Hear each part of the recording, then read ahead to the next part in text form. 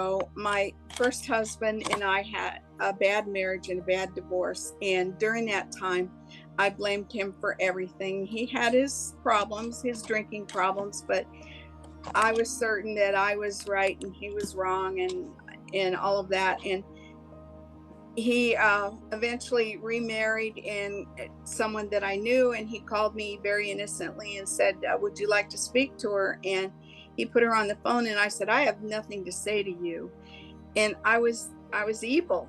And finally, years later, I think I grew up and realized what I contributed to the bad marriage, that I needed to take responsibility for that. So I tried to contact him, but his wife wouldn't let me talk to him, and I didn't blame her, but that's what happened. Well, then he died of a brain tumor, and I really was filled with remorse for something terrible, and it just really hung on me. And so a year later, I'm in a faraway country working, and I was walking in my living room, and I was transported to a big hall about the size of a football stadium, and two ladies had escorted me into the hall, and there was hundreds of people walking around, and they escorted me over to where a man was sitting on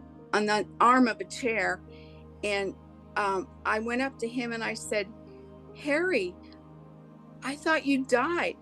And he said, no, I'm fine. And he looked young, and his hair was brown, not gray, and he was slim and very young looking. And I said, well, I must be dreaming. He said, no, I'm not. Here, touch me. And so I touched him, and I said to him, well, then I must have dreamt that you died. And he said, well, I'm just fine. Look at me. And I'm doing fine. And I found myself back in my living room, and I wasn't sleeping. It was the middle of the day, and I was actually standing up, and my knees got weak after that. And I kind of hobbled to the couch and sat down, and I had no idea what reality was, because it was just like I was talking to him in the next room. I couldn't call anybody because I was an 8-hour difference from where my family was, and they would have been sleeping, and it'd been weird for me to call them and say, did Harry really die or what? And I was very confused, and it took me a really long time to sort out what the reality of the situation was. And I went somewhere, and I don't know where, but that's where I went, and I came back, and it was probably a matter of, felt like about a 10-minute interval. That was the impression I got, is that he essentially wanted me to know that I hadn't harmed him, and that everything turned out the way it was supposed to. And that's how I took it. And it gave me a lot of relief, because I'd had a lot of pain, knowing that I had never been able to apologize. It makes me think that there really is a place after death. It may not be that place that I went to, and I'm thinking that maybe it was a bunch of people who were doing similar things to what my ex-husband was doing, like maybe meeting up with their relatives who are still living or something. I'm not real sure what it was, but I do know that it provided me with an opportunity to go somewhere that was out of this earth, and another place that existed. Not to wait to make things right.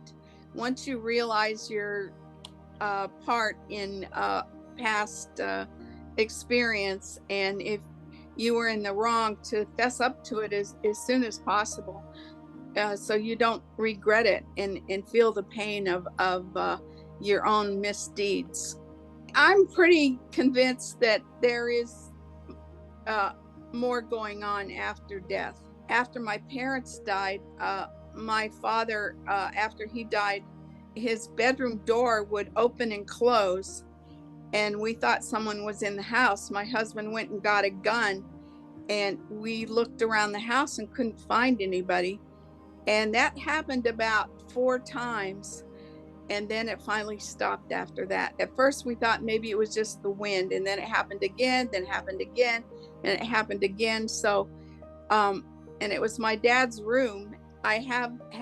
We've also had that experience. So I feel like it's not over.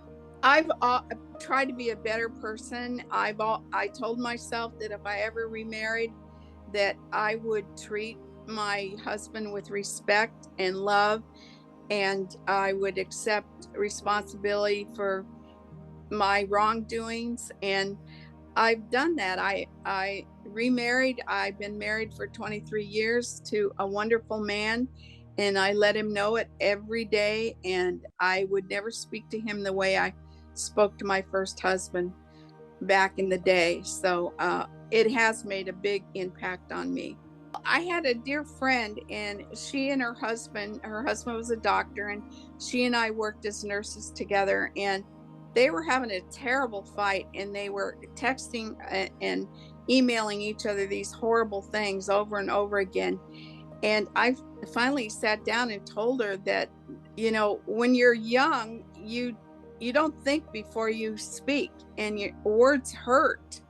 The two of you need to agree to disagree, and then, get on with your family life. You love your children and all of that. And she took the advice, and they've been together for over 35 years now. And but there was a point where it almost came tumbling down.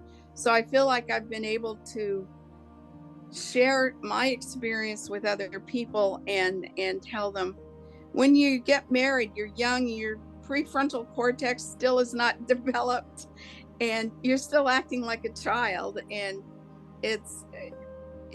you have to just kind of deal with that.